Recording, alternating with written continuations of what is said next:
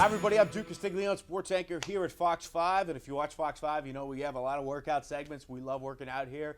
And this is Duke's workout tips. And holiday season approaching, so I wanted to bring in my friend Don Saladino. And Don has a great gym, Drive 495, in Soho here in New York. And really one of the leading fitness experts in the country. I mean, you've seen him in all kinds of magazines. Celebrity trainer as well. I know we don't have to get into that because you yourself are in great shape. You approached me with something I thought was really interesting, holiday diet tips, because look, face it, right at Thanksgiving to right through the new year, it's a tough time to stay in shape. It really is. So what do you suggest for people? Well, first off, I think it's the toughest time of the year. So yeah. You're coming off the summer most of the time. August, people are starting to let their hair down a little bit. You're at the beach, a couple extra beers. You're coming off a vacation. Then you have to come back into a time of year where from September to Thanksgiving, you really have kind of a clean run in that short window. So what I always like to tell people to do is in that window is when we have to attack. And it's when we have to be somewhat regimented and try and really keep your ducks in order. But Thanksgiving to Christmas, that's when things get really, really dicey. We have holiday parties. You're coming off of Thanksgiving.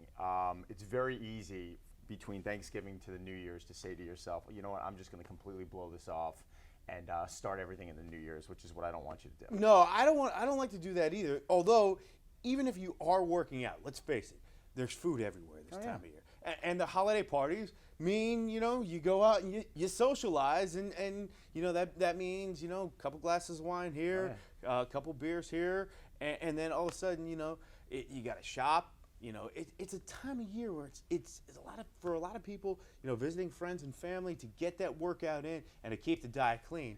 What do you do? I take a much different approach. Rather than turning around and telling people don't do it, that's just unrealistic. Sure. We're going to have no success. What I tell people to do is to look at their week within 7 days and say to yourself, what do I have? What obligations do I have that are unavoidable? So for instance, next week you might have a Christmas party. Yep. You might have another big dinner. Those are the nights I want you to go. Those are 2 nights. I want you to go have a good time those 2 nights. And I don't want you to worry about it. Have a couple glasses of wine. If you decide to have a little dessert or food, whatever that might be, knock yourself out. The other 5 days, though, is when we really need to grind. I need you to exercise. I need you to stay hydrated. That's probably one of the most overlooked elements. People fall into a dehydrated state after going out and eating poorly and drinking a little bit of alcohol. They don't a little bit, maybe a little bit more than most. But what ends up happening is we get dehydrated, and then that throws our hormones off.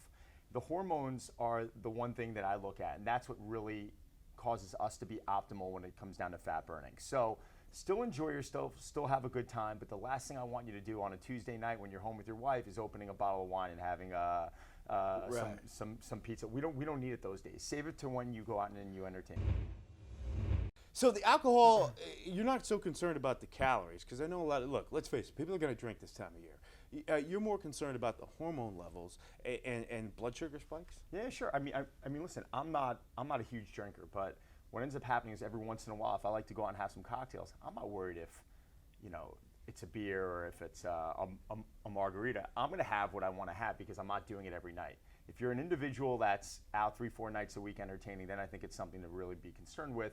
Yes, you want to have something that's gluten-free, low calorie, low sugar. That stuff's really gonna help you out in the long run. But alcohol is bad for hormone function.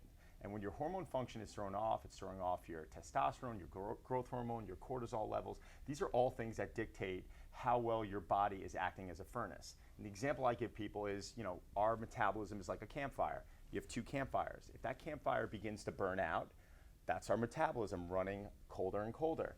As you throw wood onto that other fire and that flame starts building up, then you're able to throw a pizza on that big fire or a big log and it's able to burn. We have to get your metabolism to where it's acting like the fire on the right, not the one on the left. And it's a big misconception out there. Eat more frequently, eat more meals, stay hydrated, food quality, and you follow something called an 80-20 rule. 80% of your week has got to be spot on. 20% of your week could be, you know, leave that to error and leave that to mistakes. Is there a rule besides, you don't wait till you're thirsty, right? No. First thing in the morning I like to do is wake up and drink about a quarter of my daily water intake. So a quarter for me would be, roughly 20 ounces. So I'm getting roughly 20 ounces in the morning. I'm taking it with a probiotic first thing in the morning because I want to make sure that my digestion is primed and ready. You can have the best foods in the world put into your body. If your digestive system isn't working properly, what good is it? For me, diet is at least 75%. Oh yeah, at least. At least 75%. If your diet is clean, you cannot out-exercise a bad diet unless you cannot out-train a poor diet. But one thing I like to tell all my clients, if they're not getting ready for a movie shoot, or if they're not getting ready to be on the stage where they have to take their clothes off, 80-20. So if you have, let's say you eat every 3 hours, you're probably consuming 5-6 meals a day. Right. Let's call it 6 meals a day times 7 days a week is 42 meals, right? Right. My math's right. Out of those 42 meals, 80% of those 42 meals in a week, I want to be spot on clean. Yeah. Which means the other 20%, leave to the night where you're going out having a good time or having a couple cocktails or when you're traveling or on the air. Things just slip up and life gets the best of you. If you follow those rules day in and day out, you're going to notice that your splurges are less frequent. In a 365-day-a-year span now, you're going to look back and go, oh my God, I would have had 150 cheats. Now I don't really only had, whatever that number is. I'm just making this up, but you get where I'm coming. And you see, and everybody sees it. You see somebody that goes to the gym religiously, but they're not really changing, but they're training hard. And it's because, okay, you may be training for an hour, hour and a half, but what are you doing the other 23 hours? Training's the easy part. Training's the easy part. Training for all of us. I mean, we talked about it. You go out and you go for a run. I mean, that for me is therapeutic. Going in for a workout, that's therapeutic. I need that 1 hour release where I can just go and clear my head. And I know you're the exact same way. Yeah. The other 22 and a half, 23 hours, that's where the challenge is. How much are we sleeping? It's the number one question that I ask all the clients that I work with. And that's the number one recovery tool, is sleep. Hands up. All right, so let's talk about the workout. So this is the time of year where everybody's, all right, I'm going to bear down. First of the year, I'm going to start, doing these crazy workouts. Yeah. And I always say, all right, okay, you want to do CrossFit, that's great. You want to do, train for a marathon and run 15 miles out of the gate, that's great. But for me, what happens is you go do those, you're sore as anything the next day or the day after, and you don't want to do it again. You can't keep, you want to know what, they didn't really show Rocky sitting in bed for 6 months after he got the kicked out of him after fighting Ivan Drago. It just doesn't happen. People think that they have to take that Rocky type mentality going into their New Year's resolution. Sure. The reality is it's going to set you up for defeat. It's about short, consistent bursts. It's about giving yourself breaks, and it's about not setting the bar so high to where you can't maintain that throughout the year. Would I rather you start a P90X workout and go for 90 straight days and then burn you out, then you never want to train for the rest of the year? Or would I rather you do, a little bit, 5 days a week, even if it's 10 minutes a day, break a sweat 5 days a week, just to 10 to 20 minutes. I totally agree. If you do that, you will see yourself more consistent throughout the year. The day after you wake up from having a big night out, you don't have to go in for an hour and a half workout, but do something to get the blood moving, to get the toxins out of the body, rehydrate. You're going to find yourself much more successful. So, okay, not everybody, but a lot of people are going to go out and work with a trainer. What do you look for in a trainer? I think, to me, if you're going to work with a trainer, you got to pick the right one. You got to pick the right one. I mean, I'm a big education person. I like to know that this person's continuing their education all the time. If they have one certification and they're not continuing their education throughout the year, even now, I've owned my own club for 10 years. I've been in the business for 16. I probably take 3 or 4 courses a year. I'm constantly online every night studying and reading because I have a passion for it. So first is education, and second, they've really got to have to have a passion also. Right. If they don't practice what they preach, how are they going to be able to deliver that message to you? So I think those are really two really important things. A lot of times people just look at how a trainer looks, and probably in the beginning, I used to think about that and say, well, the trainer's got to look great. And some of the guys that I've consulted with and have asked questions to, they don't have that physique. They're just not into the diet aspect of it. But when it comes down to really being able to deliver that message and from an education standpoint, they got it. So I think education and I think passion and drive are two really important things. Right. Interesting stuff. All right, top 5 holidays. Just kind of recap, because we're all going to be going to parties here. So what should we do to stay in shape around the holidays? Okay, first thing we talked about was hydrate, right? So we want to make sure with all the the alcohol and the fun and all that stuff going on, that we don't fall into a dehydrated state. So if you are starting to feel thirsty, it's probably too late. There's nothing you can do about it but drink water and make sure that you never put yourself into that state. Food quality, you want us to eat before we go out. Yeah, food quality to me is so important. If you're going to cook at home, if you're going to make that apple pie, just make sure it's from the best stuff on earth. I don't want anything processed.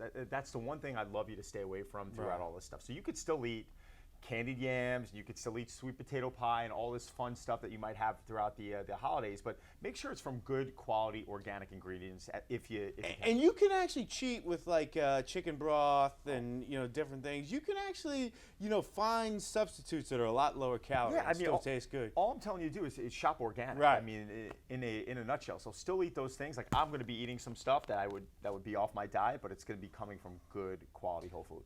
And then eat before you go out too. Eat before you go out's huge. You don't want to get into that habit of going out to dinner and being, starving and then diving into the bread basket and grabbing bread and just having your blood sugar off. We want to make sure before you go out, at the very least, grab a really healthy protein shake with some fruit, some almond butter, something to maintain that blood sugar level. Alcohol, look, it happens this time of year. It happens. I mean, if you're going to be doing it more frequently, you know who you are. You know who you are. Try and go gluten-free. Most distilled liquors are gluten-free, so you're pretty much off the hook with that. But stay away from the high sugary drinks, the things that are really going to fill you up. I would just try and avoid that. So, you don't need to be pounding the Long Island iced tea. Don't be pounding. That's what I'm saying. The margaritas this time of year, stay away from it. Have some wine. Have a little, vodka soda. Have, tequila. Any type of tequila is great. So. All right, and 80-20. 80-20. You're gonna be going to holiday parties. You might have 3-4 parties a week. You're going to be going to dinners. Do it, enjoy it, but make sure that's the 20% of your week. So out of 7 days, try and map out how many times you're eating a day, figure out what that total amount of meals is by the 7 days, and then take 20% of that, and then you're free on 20%. That means just because you went out last night and had 3 slices of pizza and 6 beers, that doesn't mean you're off the hook until January 1st. Right. Dive back into it the next day. Don't wake up the next day. Remember, this is going to throw your hormones off a little bit. We got to get your hormones back on track. So what I need you to do is the next day, wake up, get a good, sensible breakfast. Workout. You be consistent. You train a lot of celebrity clients, as we said. One thing that they're in great shape is they're consistent with it. Yeah, absolutely. I think one thing I'm good at is recognizing that every day my client's not going to come in and they're not going to be at their very best. Yeah. And because of this, it doesn't always have to be a 60 to 90 minute workout. Some days it's 20 to 30 minutes, you're done, go home. So I just want you to think about the workout as throwing some wood on the fire, getting the metabolism sparked up, and if it's not your day, then break a sweat, feel good about it, go home and get some rest. I got to learn that one. Yeah, that's tough. I get this problem called OCD. Don't be Rocky. Like, okay, I'm going to start up. No one's ever won the battle. Understand that at a certain point, when the body's run down, when it's telling you no, it means no. You're not gonna. That's when you get hurt too. That's when you get hurt, but that's also when you get sick. So, if you're sitting here and you're sick, you have strep throat, you're trying to go to the gym, shut down. You're not gonna blow up in a day or 2 or 3. I gotta learn this one. Catch up on rest. Rocky can't win that battle. Yeah, and if you start out of the gate and you say, I'm going to start January 1st and then try to run a marathon on January 1st, you're going to be so sore and so hurt, you're not going to want to do it again. I don't recommend that. Can't out-train or outrun a bad diet. You can. I mean, a lot of times people think they're going to go work off that poor meal. If you're going to have that poor meal, have it, enjoy it, but don't think because you go wake up the next day and you run or you train, that meal is going to be gone like it never existed. It did exist. You still put toxins and things that aren't good for your body into your body. The best way to detox that is through food quality. Have your vegetables, have good high quality proteins, and you will basically be forcing all those toxins out of the body. Recovery is so important, and there's different ways to recover. I saw you getting cryotherapy, which I'm going to come down and try. Monday. Yeah, I'm invited. going to come down and try, especially when you get older like I am, and the legs start to hurt a little bit more, cryotherapy. But the number one recovery tool is free. Rest. Sleep.